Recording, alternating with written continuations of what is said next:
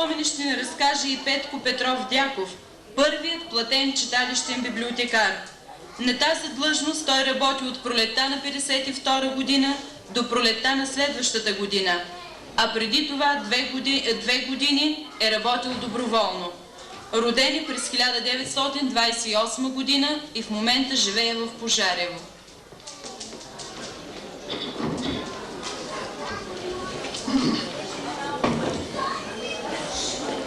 Драги съселени, драги съселени, мили учителю, мили мои съученици и наборници, драги гости, да ни е честит 50 годишният юбилей на нашето читалище.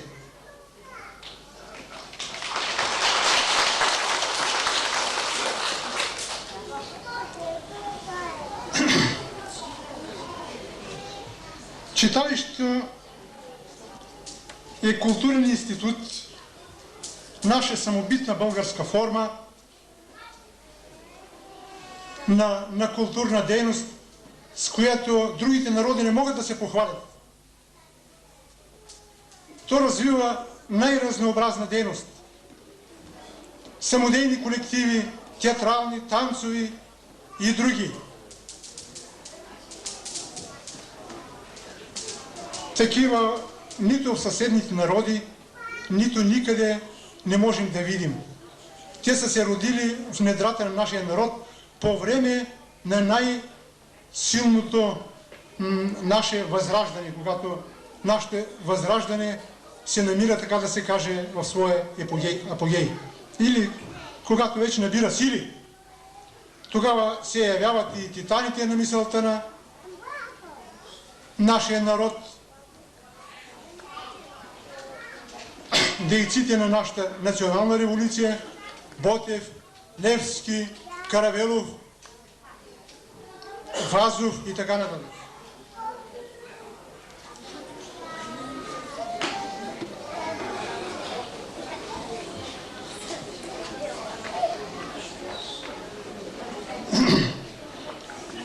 Нашето читалище фактически е създадено след 40-та година, макар че учредителният протокол е от 1942 година. Защо казвам това? Това го твърдя с увереност. Защото първият кмет на селото от 40-та година, след освобождението на селото, Бояджиев, мисля, че се казваше. Коеджиков. Беше след това. Коеджиков беше след това. Той го свари 1944 година. Този беше член на комисията по приемането на черквата. Бояджиев се казваше. Определи къщата, Талъвкината къща за читалище. Обаче нямаше нищо. Тя беше един салон. И там донесоха едно радио. И пускаха това радио. След това читалището се премести в къщата на Кръсто Калев. И там то беше до 1944 година. През това време Талъвкината къща се използваше или за склад, или за салон.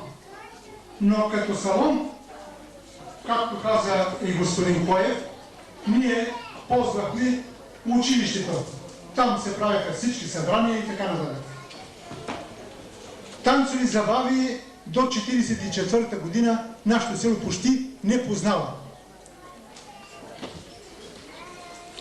След това читалището се премести в къщата на Старата поща, където е пулпа сега, което се развали. И там просъществува няколко години. Оттам беше вече преместено в къщата на Тодор Ангелов. Бяха трудни години. Нямаше нищо. Книгите бяха малко. Имаше един шкаф само. Аз като постъпих като читалищен деец, отидох в Тутракан и поръчах при дядо Стоян на Орел Стоянов, баща му, на Валентин Стоянов, дядо му, поръчах ми един шкаф, той го направи, отпуснаха ни книги, малко пари за книги, напълнихме го с книги и там развивахме читалищната дейност. Аз отговарях за 8 села.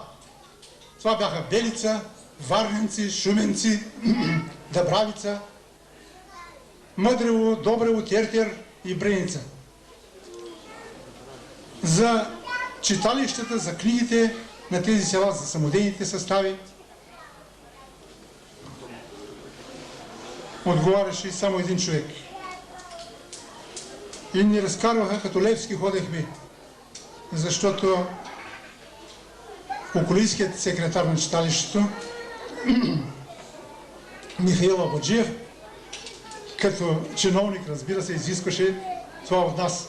Постоянно отчети и т.н.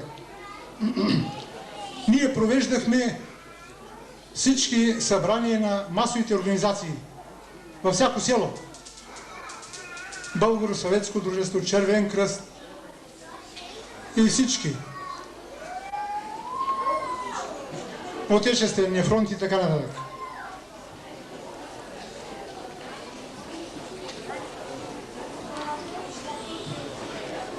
Искам да се спра на някои дейци, по-активни дейци на нашето читалище, по-стари хора, които все пак дадоха от себе си каквото можаха.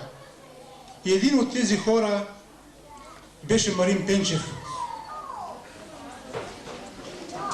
Марин Пенчев, защо искам да го посоча него? Защото този човек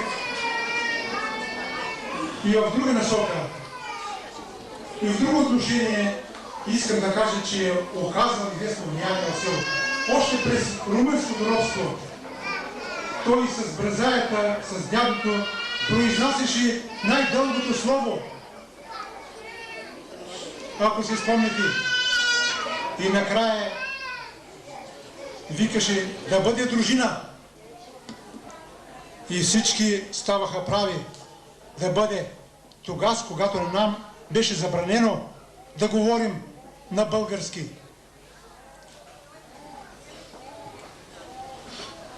И след нашето освобождение той подпомагаше читалището и беше постоянен посетител на него. Други читалищни дейци бяха гимназистите. Петко Ненов като директор, Тодор Христов Лазаров, Ангел Балканжиев,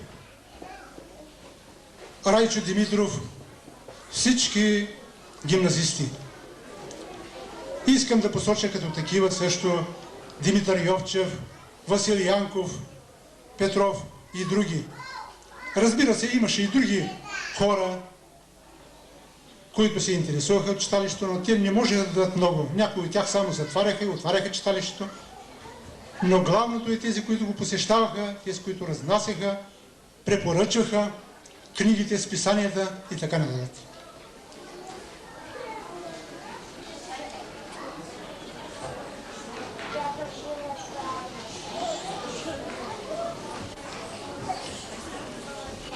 Искам да кажа няколко думи, макар и малко по по-друг повод, и за през румънско, защото ние, българите, сме се вкопчили в своите традиции, обичаи, като троскот в земята. Вкопчили сме се в нашите традиции и това до голяма степен е спомогнало за нашето оцеляване. Спомняте си, бяха ни забранили да говорим на български. У нас, долу от дядови, се провеждаха такива събирания, на които присъстваха Никола Стоянов, баща ми, Асен Чекъров, Тодор Балканжиев и много други. Васил Каравелов. Провеждаха си увеселение, обаче в края на краищата си поплакваха. Защо? Как ставаше това? Коля Стоянов почваше да чете история за Крум Велики, пък и за Самуил. И се стигаше до теглата на българина. И ставаше някоя жена и запяваше тъжна робска песен, която просълзяваше. Спомням си, пееха често "С Богом прощавай, невясто мила" от дядо Петко Славейков.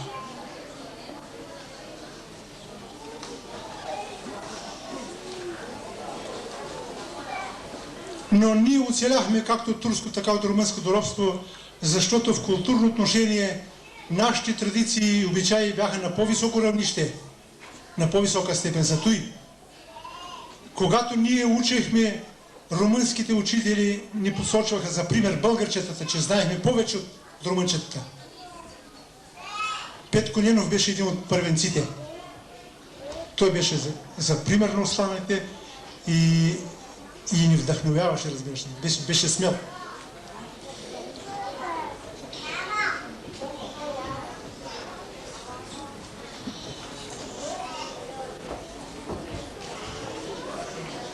Накрая искам да ви кажа нещо, да не ви занимавам повече.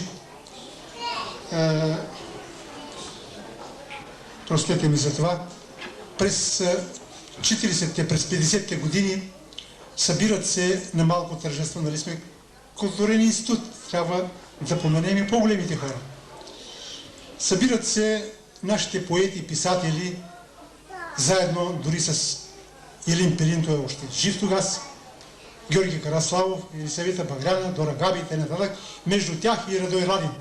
Той вече е проходил. И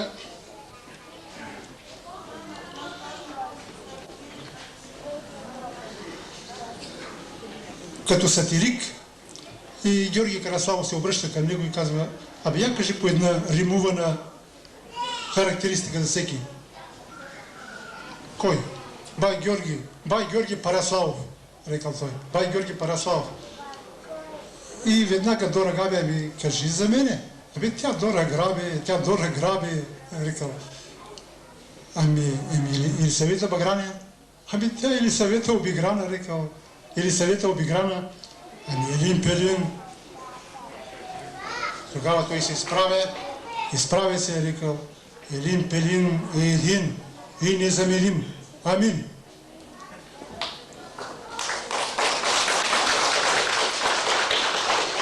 Елин Пелин вика: "Абе, ти оправи, дами и господа, оправи, а мене забрави, а ти себе си забрави." Кой бе? Радой Ралин. Че забой Ралин. Сега и аз казвам, че и ние всички читалищни дейци, дали дадохме достатъчно, дали и ние не сме забой, дали отделихме всичко. Мисля, че е нужно повече огън, защото, както казва и Тодор Колев, без мисъл и чувство няма изкуство.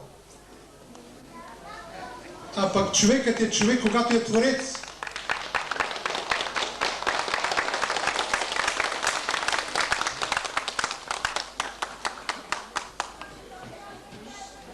Позволете ми да благодаря на господин Дяков и да пожелаем на него също много години здраве и живот.